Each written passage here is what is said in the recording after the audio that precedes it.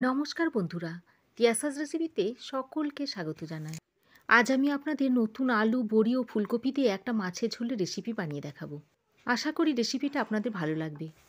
তবে আসুন দেখে নেওয়া যাক এই রেসিপিটা। বাটিতে আমি 8 পিস চারাপোনা নিয়েছি। এর মধ্যে দিয়ে দিচ্ছি একটু হলুদ গুঁড়ো, দিয়ে দিচ্ছি একটু নুন, আর সামান্য একটু লঙ্কার গুঁড়ো দিয়ে দিচ্ছি। দিয়ে মাছটা এবার ভালো করে মেখে নিচ্ছি।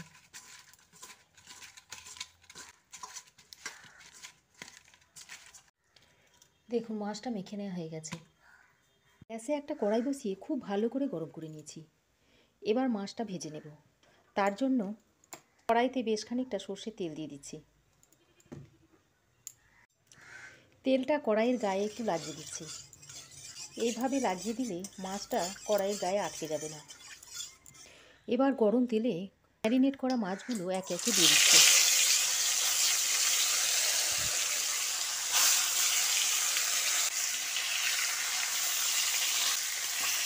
সব মাছগুলো আমি একসঙ্গে দিয়ে দিয়েছি। এক পিঠ ভাজা হয়ে গেলে মাছটা উল্টে দিচ্ছি। এইভাবে মাছটা উল্টে পাল্টে ভালো করে ভেজে নিতে হবে। মাছটা লাল করে ভেজে নিয়েছি, এবার তুলে নিচ্ছি।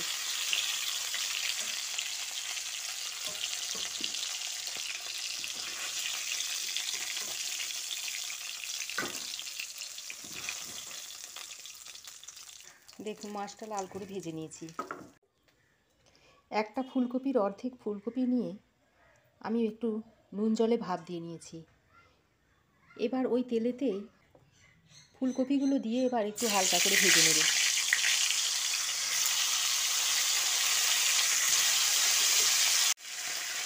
ফুলকপিতে সামান্য একটু নুন দিয়ে দিচ্ছি, আর একটু হলুদ দিয়ে দিচ্ছি। নুন আর হলুদটা দিয়ে ফুলকপিটা একটু ব্রাউন করে ভেজে নেব। ফুলকপিটা লাল করে ভেজে তুলে নিচ্ছি।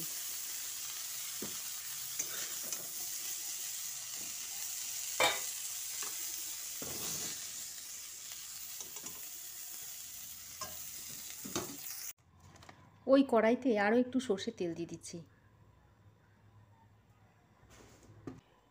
ওই তেলে এবার কিছু বড়ি ভেজে তুলে নেব।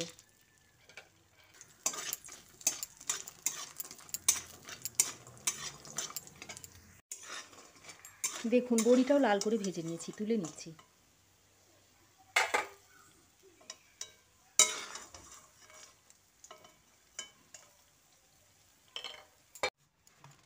ওই তেলে আমি আরও 1 চামচ তেল দিয়ে দিচ্ছি।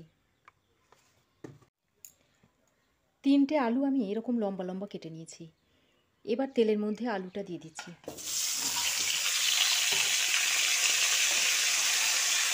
আলুটা এখন একটু ভেজে নেব।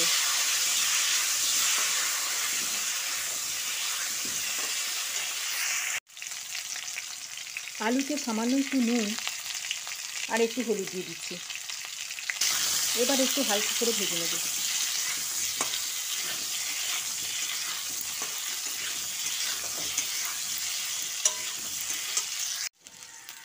দেখুন আলু ভাজা হয়ে গেছে, তুলে নিচ্ছি।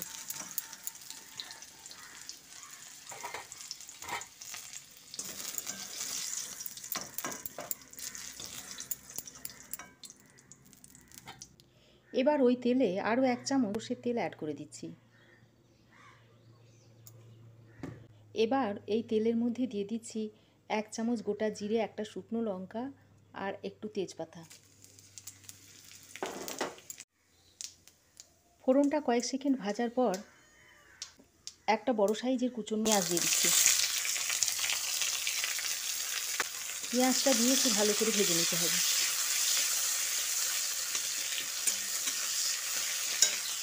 পেঁয়াজটা হাফ ভাজা হয়ে গেলে এর মধ্যে 2টো টমেটো কুচিয়ে দিয়ে দিচ্ছি।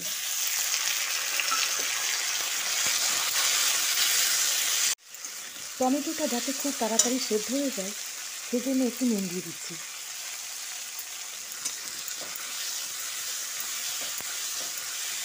একটা ছোট বাটির মধ্যে 1 চামচ আদা পেস্ট দিয়ে দিচ্ছি। দিয়ে দিচ্ছি 1 চামচ হলুদ গুঁড়ো। 1 চামচ লাল লঙ্কার গুঁড়ো, 1 চামচ কাশ্মীরি লঙ্কার গুঁড়ো, 1/2 চামচ জিরে গুঁড়ো দিচ্ছি। এবার সামান্য একটু জল দিয়ে মিশিয়ে নিচ্ছি।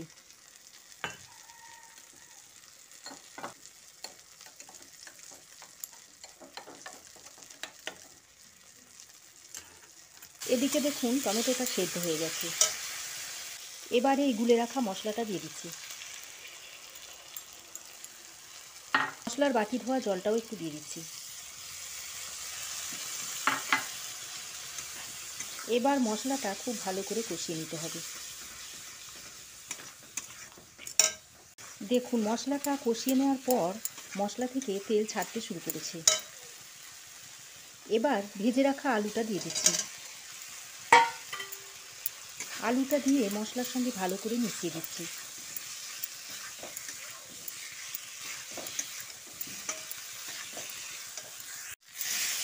আলুটা খানিকক্ষণ কষিয়ে নেওয়ার পর এর মধ্যে ভেজে রাখা ফুলকপিটা দিয়ে দিচ্ছি। ফুলকপিটা আলুর সঙ্গে মিশিয়ে দিচ্ছি।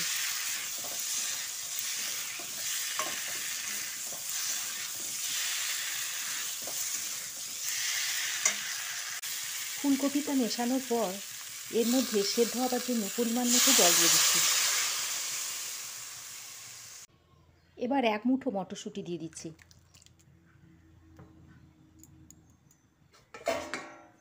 তারপর ঢাকা দিয়ে সব কিছু একটু সেদ্ধ করতে দিচ্ছি। দেখুন বেশ খানিকক্ষণ ধরে আলুটা সেদ্ধ করে নিয়েছি। আলুটা দেখুন সেদ্ধ হয়ে গেছে।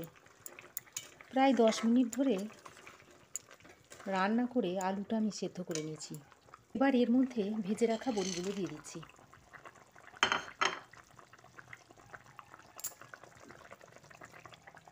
আর দিয়ে দিচ্ছি ভেজে রাখা মাছগুলো।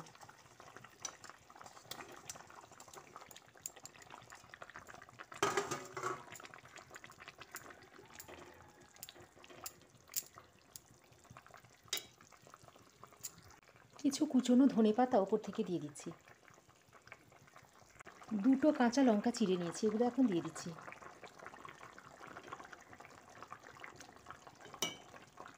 এবার ঢাকা দিয়ে আরও 5 মিনিট রান্না করে নেব। দেখুন 5 মিনিট পর ঢাকাটা আমি খুলে দিয়েছি।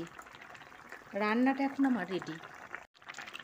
এবার গ্যাসটা বন্ধ করে নামিয়ে নিচ্ছি। মাছের ঝোলের রেসিপিটা এখন সার্ভ করার জন্য রেডি।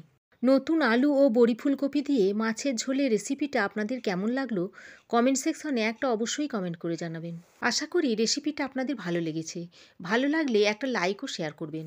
আর পাশে থাকা বেল আইকনটা অবশ্যই প্রেস করবেন। তাহলে আমি যখনই কিছু নতুন ভিডিও আপলোড দেব সর্বপ্রথম নোটিফিকেশন আপনার কাছে গিয়ে পৌঁছাবে। আমার চ্যানেলে নতুন বন্ধু হয়ে থাকলে প্লিজ চ্যানেলটা সাবস্ক্রাইব করার অনুরোধ রইল। আজ এ পর্যন্তই। আবার দেখা হবে নতুন কোনো রেসিপি নিয়ে নেক্সট এপিসোডে। সে পর্যন্ত ভালো থাকবেন, সুস্থ থাকবেন।